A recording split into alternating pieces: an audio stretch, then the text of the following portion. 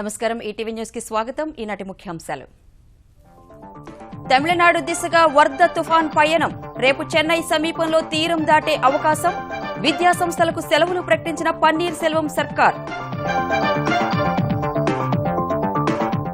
నెల్లూరు, చిత్తూరు, కడప జిల్లాలకు వర్ష సూచన.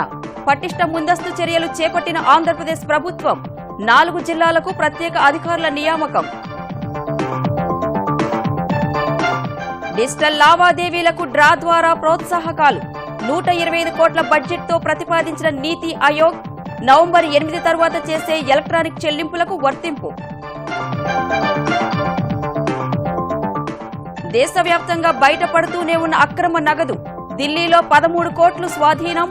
ఆంధ్రప్రదేశ్లో 2 చోట్ల నోట్ల మార్పిడి ముఠాల గుట్టు రట్టు. పార్లమెంట్లో విపక్షాల తీరుపై కేంద్రం ఆగ్రహం. ప్రజలు తిరస్కరించిన వారే అడ్డుకుంటున్నారన్న ప్రధాని. రాహుల్ వైఖరిని మరోసారి తప్పుపట్టిన వెంకయ్య. ముంబై టెస్టులో విజయం ముంగిట భారత్. కోహ్లీ ద్విశతకం, జయంత్ సెంచరీతో భారీ స్కోరు. రెండో ఇన్నింగ్స్లో 6 వికెట్లు కోల్పోయిన ఇంగ్లాండ్.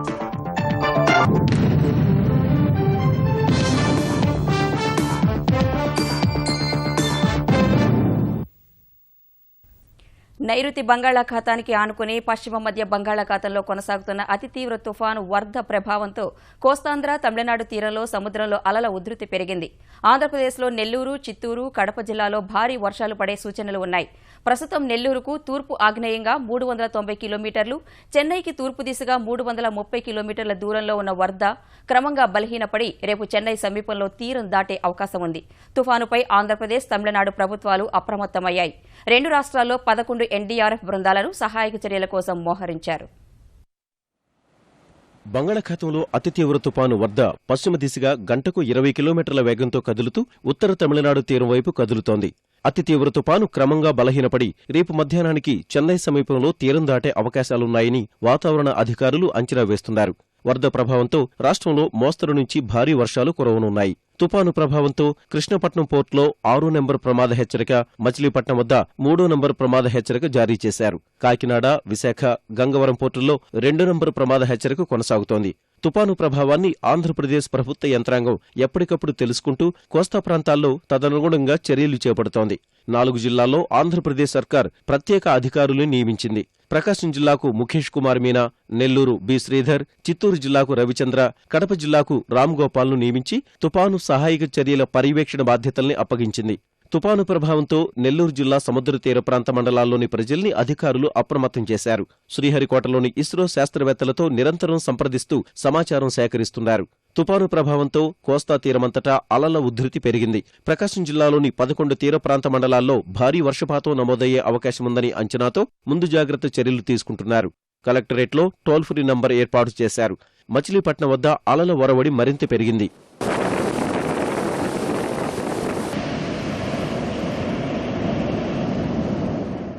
తూర్పుగోదావరి జిల్లా పోలవరం మండలం భైరవపాలెం మొగలో చేపల వేటకు వెళ్లిన మత్స్యకారుల నావ మునిగిపోవడంతో కాకినాడలోని వాకలపూడి, ఉప్పాడుకు చెందిన 2 గల్లంతయ్యారు. 5 సురక్షితంగా ఒడ్డుకు చేరారు. వర్ధ ప్రభావంతో తీరంలోని మత్స్యకారుల కుటుంబాలు తమ పడవలు, వలల్ని సురక్షిత ప్రాంతాలకు తరలించాయి. తుఫాన్ అని చెప్పారంటే దేని మీద ఏటని వెళ్ళాము. అల్లలు దూరంగా ఉన్నాయి, తీయాలి తెగిలిందని తిరిగి వచ్చేసాం. గాలి ఎక్కువ ఉంది నైట్. ఇప్పుడు బాగా ఉరమైందండి, వచ్చేసాం. గాలి 60-70 కిలోమీటర్ల వరకు. బోట్లు కూడా ఎలా సానా వచ్చే ఇక్కడ అడిపి మొగ ఉంది, మొగలో గడిసాం బోట్లన్నీ. అలా కొద్దిగా పైకి లేచింది. వర్ధ తుపాను పరిస్థితిని విజయవాడలోని కమాండ్ కంట్రోల్ కేంద్రం నుంచి అధికారులు ఎప్పటికప్పుడు పర్యవేక్షిస్తున్నారు. జిల్లాల నుంచి సమాచారం తెప్పించుకుంటున్నారు. చిత్తూరు, నెల్లూరు జిల్లాల్లో భారీ నుంచి అతి భారీ వర్షాలు కురవచ్చని అధికారులు అంచనా వేస్తున్నారు. కడప జిల్లాలో మోస్తరుగా, అనంతపురం జిల్లాలో చెదురుమదురు వర్షాలు కురవచ్చని చెబుతున్నారు. తమకందిన సమాచారాన్ని ఆయా జిల్లాలకు పంపుతూ సూచనలు, సలహాలు అందిస్తున్నారు. తుపాను పరిస్థితుల్ని ఎదుర్కొనేందుకు కడప నుంచి 40 మంది అగ్నిమాపక సిబ్బంది నెల్లూరు జిల్లాకు వెళ్లారు. నెల్లూరు, కడప జిల్లాల సరిహద్దు ప్రాంతాలైన రైల్వే కోడూరు, బద్వేలు, పోరుమామిళ్ల ప్రాంత ప్రజల్ని అధికారులు అప్రమత్తం చేశారు. తూర్పుగోదావరి జిల్లా కోనసీమలో పంటల్ని కాపాడుకోవడానికి రైతులు ప్రయత్నిస్తున్నారు. చేలల్లో పంటల్ని ఎత్తైన ప్రాంతాలకు తరలించి పట్టాలు కప్పుతున్నారు. వరద తుఫాను నేపథ్యంలో ఉన్నతాధికారులు జిల్లా కలెక్టర్లు సమన్వయ శాఖల అధికారులతో ముఖ్యమంత్రి చంద్రబాబు టెలికాన్ఫరెన్స్ నిర్వహించారు. తుఫాను చెన్నై శ్రీహరికోట మధ్య తీరాన్ని తాకే అవకాశం ఉందని, నెల్లూరు, చిత్తూరు, కడప జిల్లాలో భారీ వర్షాలు, అనంతపురం, ప్రకాశంలో మోస్తరు వర్షాలు పడే అవకాశం ఉందని తెలిపారు. సహాయ పునరావాస చర్యలకు సిద్దం కావాలని, అప్రమత్తంగా ఉండాలని సూచించారు. విపత్తు నిర్వహణ, రెవెన్యూ, జలవనరులు, పోలీస్, విద్యుత్ అధికారులు సమన్వయంతో పనిచేయాలని ఆదేశించారు. విద్యుత్ స్తంభాలు, కట్టర్లు, ప్రొక్లైన్లు సిద్దంగా ఉంచుకోవాలని సూచించారు. ప్రాణ నష్టం నివారించాలని, ఆస్తి, పంట నష్టం వీలైనంత తగ్గించాలని సీఎం సూచించారు. నిత్యావసరాలను సిద్దం చేసుకోవాలన్నారు. రిజర్వాయర్ల వద్ద నీరు పొంగి పొర్లకుండా జాగ్రత్తలు తీసుకోవాలని ఆదేశించారు. చెరువుల కట్టలు తెగకుండా జాగ్రత్తలు తీసుకోవాలని, అవసరమైన చోట మరమ్మతులకు కావలసిన ఏర్పాట్లు చేయాలని ఆయన సూచించారు. వరద తుఫాను చెన్నై సమీపంలో తీరం దాటనుందనే వాతావరణ శాఖ హెచ్చరికలతో తమిళనాడు ప్రభుత్వం అప్రమత్తమైంది. ముందస్తు చర్యలు చేపట్టింది. ముఖ్యమంత్రి పన్నీర్ సెల్వం అధ్యక్షతన జరిగిన సమావేశంలో తుఫాను ఎదుర్కొనే సన్నద్దతపై సమీక్ష జరిగింది. తిరువళ్లూరు, కాంచీపురంలో అన్ని విద్యాసంస్థలకు రేపు సెలవు ప్రకటించారు. లోతట్టు ప్రాంతాల ప్రజలను పునరావాస శిబిరాలకు తరలిస్తున్నారు. అవసరమైతే విద్యుత్ సరఫరా నిలిపివేత సహా అన్ని ముందస్తు చర్యలు తీసుకుంటున్నట్లు తమిళనాడు విద్యుత్ శాఖ పేర్కొంది. తిరువళ్లూరు, కాంచీపురం, చెన్నైకు 38 మంది సభ్యులతో కూడిన ఎన్డీఆర్ఎఫ్ బృందాలను పంపారు. పెద్ద నోట్ల రద్దు తర్వాత నగదు కోసం ప్రజలు ఎదుర్కొంటున్న ఇబ్బందులు తీర్చడానికి అనేక రకాలుగా ప్రయత్నిస్తున్న కేంద్రం డిజిటల్ లావాదేవీలు చేసేవారికి బంపర్ బొనాంజా ప్రకటించేందుకు సిద్దమైంది.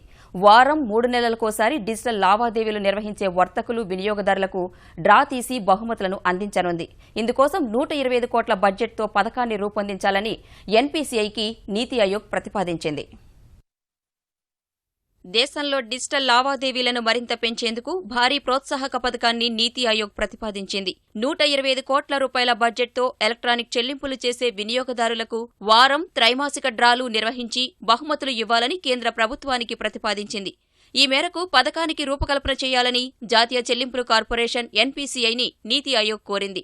దేశాన్ని నగదురహితంగా మార్చే ప్రక్రియలో భాగంగా ఈ పథకాన్ని ప్రతిపాదిస్తున్నట్లు ఒక సీనియర్ అధికారి తెలిపారు. లక్కీ డ్రాలో గెలుపొందే వారికి ₹1 కోటి నగదు బహుమతి ఇస్తారనే ప్రచారంపై ఎలాంటి స్పష్టత లేదని ఆ అధికారి వివరించారు. డిజిటల్ లావాదేవీలు చేసేవారికి నగదు ప్రోత్సాహక పథకం ప్రస్తుతం ప్రతిపాదనల దశలోనే ఉందని వివరించారు.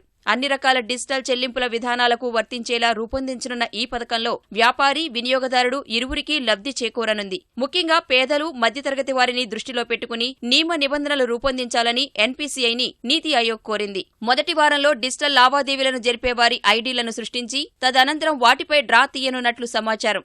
ఎలక్ట్రానిక్ చెల్లింపులతో దేశాన్ని డిజిటల్ నుంచి డిజిధన్ గా మార్చనున్నట్లు నీతి ఆయోగ్ నిన్న విడుదల చేసిన ఓ ప్రకటనలో పేర్కొంది. నవంబర్ 8 తరువాత డిజిటల్ లావాదేవీలు జరిపిన వారందరినీ పథకంలో పరిగణలోకి తీసుకోనున్నట్లు తెలిపింది. నగదుకు బదులుగా డిజిటల్ చెల్లింపుల వైపు మళ్లాలని ప్రజలకు పెద్ద ఎత్తున టీవీ, వెబ్సైట్లలో అవగాహన కల్పిస్తున్న కేంద్రం వారి సందేహాలను తీర్చేందుకు 14444 జాతీయ హెల్ప్ లైన్ నెంబర్ను ఏర్పాటు చేయనుంది. ఈ నెంబర్ వారంలో ప్రజలకు అందుబాటులోకి రానుంది. మరోవైపు పాత 500, 1000 నోట్లను రద్దు చేసిన కేంద్రం చట్టపరమైన లాంఛనాలు పూర్తి చేసేందుకు కసరత్తు చేస్తోంది. నవంబర్ 9కి ముందు అచ్చువేసిన 500, 1000 నోట్లను మార్చి 31 నుంచి పూర్తిగా రద్దు చేసేందుకు ఆర్బీఐ చట్టాన్ని సవరించనుంది. వచ్చే బడ్జెట్లో ఈ ప్రక్రియ పూర్తి చేయనుంది. 15.5 లక్షల కోట్లకు గాను నోట్ల రద్దు తర్వాత బ్యాంకుల్లో 12 లక్షల కోట్ల రూపాయలు జమయ్యాయి. ప్రభుత్వం కనీసం 13 లక్షల కోట్లు బ్యాంకింగ్ వ్యవస్థలోకి చేరుతాయని అంచనా వేసింది. నోట్ల రద్దు తర్వాత ఆర్బీఐ 4,27,000 కోట్ల రూపాయలు ప్రజలకు బ్యాంకులు, ఏటీఎంల ద్వారా సరఫరా చేసింది. మరోవైపు ప్రజలు జమ చేసిన పాత, కొత్త నోట్లకు సమానమైన విలువను వారి ఖాతాల్లో చూపాలని ఆర్థిక శాఖ బ్యాంకులకు లేఖ రాసింది. ఈ విషయంలో ఎలాంటి తేడా రాకుండా చూడాలని నిర్దేశించింది. పెద్ద నోట్ల రద్దు తరువాత దేశవ్యాప్తంగా వివిధ చోట్ల ఆదాయ పన్ను శాఖ అధికారులు, పోలీసుల తనిఖీల్లో నల్లధనం బయటపడుతోంది. ఇటీవల కేంద్ర ప్రభుత్వం ప్రవేశపెట్టిన ఆదాయ వెల్లడి పథకంలో 125 కోట్ల రూపాయల నల్లధనాన్ని ప్రకటించిన ఆగ్నేయ దిల్లీ లా ఫిర్మ్ కాలనీలోని ఓ న్యాయవాది నివాసంలో సోదాలు జరిపిన పోలీసులు 13 కోట్ల రూపాయలను స్వాధీనం చేసుకున్నారు. అందులో 2 కోట్ల 6 లక్షల రూపాయల విలువైన కొత్త 2,000 రూపాయల నోట్లు ఉన్నట్లు ఢిల్లీ నేర విభాగం సంయుక్త కమిషనర్ రవీందర్ యాదవ్ తెలిపారు. 7 కోట్ల 7 లక్షల రూపాయల విలువైన రద్దయిన 1000 రూపాయల నోట్లు, 3 కోట్ల 6,000 రూపాయల 100 నోట్లు, 11 లక్షల రూపాయల 50 నోట్లు ఉన్నాయన్న ఆయన 2 నోట్ల లెక్కింపు యంత్రాలను కూడా స్వాధీనం చేసుకున్నామని చెప్పారు. మరోవైపు 8,80,000 రూపాయల రద్దయిన నోట్ల మార్పిడికి ప్రయత్నించిన గుజరాత్ జామ్నగర్ జిల్లాలోని జోడియా పట్టణానికి చెందిన ఓ వ్యాపారిని పోలీసులు పట్టుకున్నారు. అటు కర్నూలు జిల్లాలోని ఆత్మకూరులో 10% కమిషన్తో నోట్ల మార్పిడి చేస్తున్న 2 వ్యక్తులను పోలీసులు అదుపులోకి తీసుకున్నారు. వారి వద్ద 12 లక్షల రూపాయల నగదు సహా ఇన్నోవా వాహనాన్ని స్వాధీనం చేసుకున్నారు. విజయవాడ గాంధీనగర్లో నోట్ల మార్పిడి చేస్తున్న 12 మంది వ్యక్తులను పట్టుకున్న టాస్క్ ఫోర్స్ పోలీసులు వారి నుంచి 16,88,000 రూపాయల విలువైన కొత్త 2,000 రూపాయల నోట్లు సహా 18,48,000 రూపాయలు స్వాధీనం చేసుకున్నారు. పార్లమెంటు శీతాకాల సమావేశాలు వరుసగా 20 రోజులు ఏ చర్చ లేకుండానే తుడిచిపెట్టుకుపోవడం పట్ల ప్రధాని నరేంద్ర మోదీ ప్రతిపక్షాలపై మండిపడ్డారు. ప్రజల తిరస్కరణకు గురైన పార్టీలే సభను అడ్డుకుంటున్నాయన్న ఆయన నోట్ల రద్దుపై సభలో చర్చ జరిగితే ఆ పార్టీల అసలు రంగు బయటపడుతుందన్న భయంతోనే ఇలా వ్యవహరిస్తున్నాయని విమర్శించారు. ఉత్తరప్రదేశ్ బరైచ్లో భాజపా పరివర్తన్ ర్యాలీకి హాజరు కావలసిన మోదీ హెలికాప్టర్ దిగేందుకు వాతావరణం అనుకూలించక లక్నో నుంచే ఫోన్ ద్వారానే ప్రసంగించారు. నల్ల కుబేర్లను ప్రభుత్వం వదలబోదన్న ఆయన పేదల అభ్యున్నతికి తమ ప్రభుత్వం కట్టుబడి ఉందని పునరుద్ఘాటించారు. తాత్కాలికంగా కొన్ని సమస్యలు ఉన్నా వాటిని తట్టుకుని అవినీతిరహిత భారత నిర్మాణం కోసం ప్రజలు తనతో కలిసి వస్తున్నారని ప్రధాని తెలిపారు. నోట్ల రద్దుపై కాంగ్రెస్ ఉపాధ్యక్షుడు చేస్తున్న వ్యాఖ్యల్ని కేంద్ర సమాచార మంత్రి వెంకయ్యనాయుడు తీవ్రంగా తప్పుపట్టారు. రాహుల్ మాటలను అర్ధరహితమైనవిగా కొట్టిపారేసిన వెంకయ్య దేశవ్యాప్తంగా ప్రధాని నరేంద్ర మోదీకి దక్కుతున్న ఆదరణ ఓర్వలేకే కాంగ్రెస్ ఇలాంటి దిగజారుడు వ్యాఖ్యలకు పాల్పడుతోందని అన్నారు.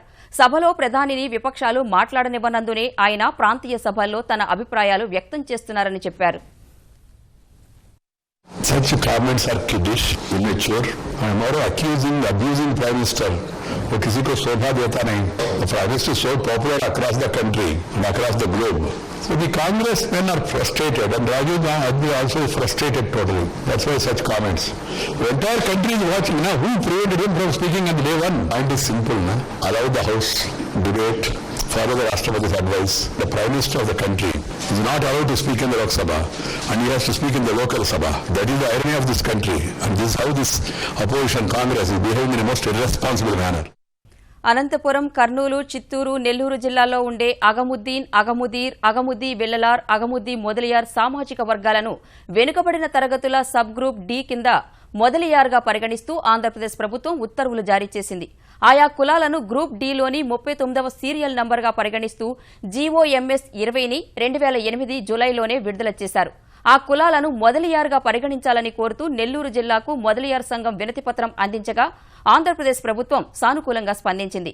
గతంలో ఈ మేరకు విజ్ఞప్తులు చేసినా చేర్చలేదు. ఫలితంగా ఆ సామాజిక వర్గాలకు మొదలియార్ పేరుతో కుల ధృవీకరణ పత్రాన్ని జారీ చేయడంలో ఇబ్బందులు ఎదురయ్యాయి. ఆ ఇబ్బందులను తొలగించేందుకు బీసీ జాబితాలోని డి గ్రూప్లో 39వ సీరియల్ నంబర్ ఎదురుగా మొదలియార్ పేరు చేర్చాలని బీసీ కమిషన్ సిఫార్సు చేసింది. ఆ సిఫార్సును ఆమోదించిన ఆంధ్రప్రదేశ్ సర్కార్ అగముద్దీన్, అగముదీర్, అగముదీ వెల్లలార్ మరియు అగముదీ మొదలియార్ సామాజిక వర్గాలకు లబ్ధి చేకూర్చింది. తెలుగు జాతి ఖ్యాతిని దశ దిశలా విస్తరించిన వ్యక్తుల జీవిత గాథలు పాఠ్యాంశాలుగా తీసుకురావాల్సిన అవసరం ఎంతైనా ఉందని ఆంధ్రప్రదేశ్ సమాచార శాఖ మంత్రి పల్లె రఘునాథరెడ్డి అభిప్రాయపడ్డారు.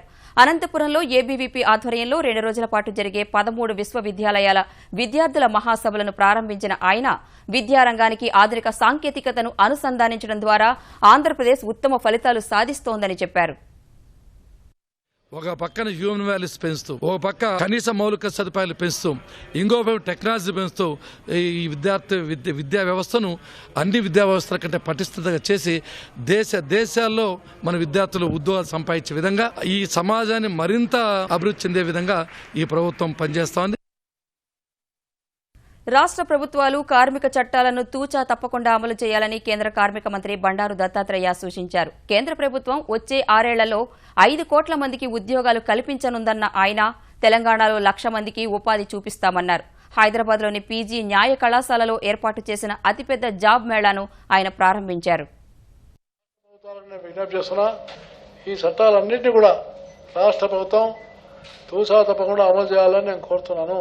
కార్మికులు ప్రమాదానికి ముందుగానే preventive measures are very much essential. Not that action is next, చర్యల తర్వాత.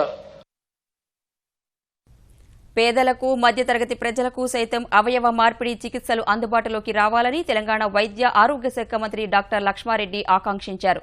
హైదరాబాద్లోని ఉస్మానియా వైద్య కళాశాల పూర్వ విద్యార్థుల సమ్మేళనంలో పాల్గొన్న ఆయన విశ్రాంత వైద్యులను సన్మానించారు. ప్రభుత్వ ఆసుపత్రుల్లో సైతం అరుదైన శస్త్రచికిత్సలు నిర్వహించొచ్చని ఉస్మానియా దవాఖానా నిరూపించిందన్న మంత్రి ఆ ఖ్యాతి సంపాదించిన వైద్యులకు అభినందనలు తెలిపారు.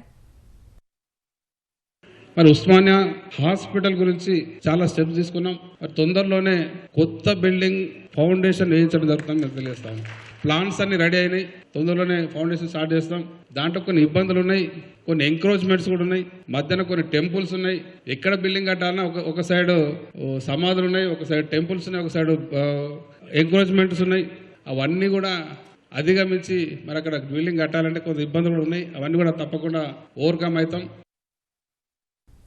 గిరిజనులు, ముస్లిం మైనార్టీల రిజర్వేషన్లను తెరాస ప్రభుత్వం చిత్తశుద్దితో అమలు చేయాలని కాంగ్రెస్ తెలంగాణ శాసనసభాపక్ష ఉపనేత జీవన్ రెడ్డి డిమాండ్ చేశారు. సుధీర్ కమిటీ నివేదికతో ముస్లిం రిజర్వేషన్ల అమలుపై కేసీఆర్ ప్రభుత్వం చిత్తశుద్దిని శంకించాల్సి వస్తోందన్న జీవన్ రెడ్డి 12% రిజర్వేషన్ అమలుకు తెరాస సహా అన్ని లౌకిక పార్టీలు సమర్థిస్తున్నాయని గుర్తు చేశారు. గిరిజనుల జనాభా ఆధారంగా 10% రిజర్వేషన్ అమలు చేయాలన్న ఆయన చెల్లప్ప కమిషన్ పేరుతో వారికి అన్యాయం చేసే అవకాశం కనిపిస్తోందని ఆందోళన వ్యక్తం చేశారు. ఈ శీతాకాల శాసనసభ సమావేశాలలో ఈ ముస్లిం రిజర్వేషన్ సంబంధించి 12% రిజర్వేషన్ అమలు చేపట్టబడే విధంగా 9th షెడ్యూల్లో చేర్చడానికి వాళ్ళు ఎట్లాగూ మీరు మోడీ గారితో చేతులు కలిపినట్టు కనబడుతుంది. నాయన వీళ్ళ మీ సొంత అవసరాల కొరకు మోడీతో చేతులు కలపడం కాదు, సామాజిక ఆర్థిక వెనుకబాటుతనానికి గురవుతున్నటువంటి ఒక ముస్లిం సంక్షేమం కొరకు వీళ్ళ కేంద్ర ప్రభుత్వం యొక్క మద్దతు పొందేట బాధ్యత మీ మీద ఉందని చెప్పంటున్నా. శాసనసభలో ఏ సమస్యనైనా చర్చించేందుకు తెరాస ప్రభుత్వం సిద్దంగా ఉందని తెరాస శాసనమండలి సభ్యుడు కర్నె ప్రభాకర్ అన్నారు. 15న జరిగే బీఏసీ సమావేశంలో సభాపతికి సమస్యలను ప్రతిపాదించాలని విపక్షాలకు సూచించిన ఆయన తెలంగాణ అభివృద్దికి కాంగ్రెస్ నేతలు అడ్డు తగులుతున్నారని విమర్శించారు. కేసీఆర్ ప్రభుత్వం ఎన్నికల్లో ఇచ్చిన ప్రతి హామీని అమలు చేస్తోందన్న కర్నె కాంగ్రెస్ హయాంలో చేసిన అవినీతిని అసెంబ్లీ వేదికగా వివరిస్తామన్నారు. ప్రతిదీ రాజకీయం చేసేటువంటి గుణం ఉన్నటువంటి వాళ్ళు కాబట్టి ఏ సమస్యని అసెంబ్లీలో చర్చించాలో అవగాహన లేకపోవచ్చు. ఒకవేళ లేకపోతే కనీసం మీకు రోజు సలహాలు ఇచ్చేటువంటి వాళ్ళు ఎవరైనా ఉన్నట్లయితే వాళ్ళ దగ్గరైనా సలహాలు తీసుకొని శాసనసభని చర్చలకు ఉపయోగించుకోండి. గతంలో శాసనసభ సమావేశాలు టైం పెంచుతామంటే ఎన్ని రోజులైనా నిర్వహిస్తామంటే మేము ప్రిపేర్ అయ్యి రాలేదు, ఇప్పుడు మేము చర్చించేటువంటి టైం లేదు మాకు అని పారిపోయినటువంటి చరిత్ర మీది. సరిగ్గా ప్రిపేర్ అయ్యి రండి. ఆంధ్రప్రదేశ్లో జీవన్ దాన్ కోసం ఎదురుచూస్తున్న 306 మందిని ఆదుకోవాలని ఎన్టీఆర్ వైద్య ఆరోగ్య విశ్వవిద్యాలయం ఉపకులపతి డాక్టర్ రవిరాజా విజ్ఞప్తి చేశారు. జీవన్ దాన్ కార్యక్రమంపై ప్రజల్లో అవగాహన కల్పిస్తూ ఎన్టీఆర్ ఆరోగ్య వైద్య విశ్వవిద్యాలయం ముఖీ సంస్థ సంయుక్తంగా విజయవాడలో 7.5 కిలోమీటర్ల మేర సైకిల్ ర్యాలీ నిర్వహించాయి. ర్యాలీలో ఏపీ ప్రత్యేక భద్రతా దళాలు, వందలాది మంది విద్యార్థులు పాల్గొన్నారు. కార్యక్రమంలో భాగంగా విద్యార్థులు ప్రదర్శించిన ఫ్లాష్ మ్యాప్ ఆకట్టుకుంది.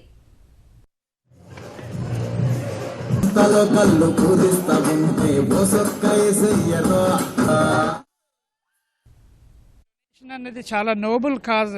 అందువల్ల మనం ఈ మెసేజ్ని సమాజంలోకి తీసుకువెళ్ళి అందరికీ అర్థమయ్యేలాగా మనం దీన్ని బోధపరిచి ఎప్పుడైనా కానీ ఎవరైనా యాక్సిడెంట్స్లో మరే కారణం చేతైనా బ్రెయిన్ డెడ్ అయితే వాళ్ళ ఆర్గన్స్ అన్నీ కూడా వేస్ట్ అవ్వకుండా అది డొనేట్ చేయడం ద్వారా మనం అనేక మంది ప్రాణాలను కాపాడిన వాళ్ళం అవుతాం. స్పష్టమైన లక్ష్యం, గమ్యం కలిగిన యువత అద్భుతాలు సృష్టిస్తారని ఈనాడు పాత్రికేయ పాఠశాల ప్రిన్సిపాల్ ఎం నాగేశ్వరరావు అన్నారు.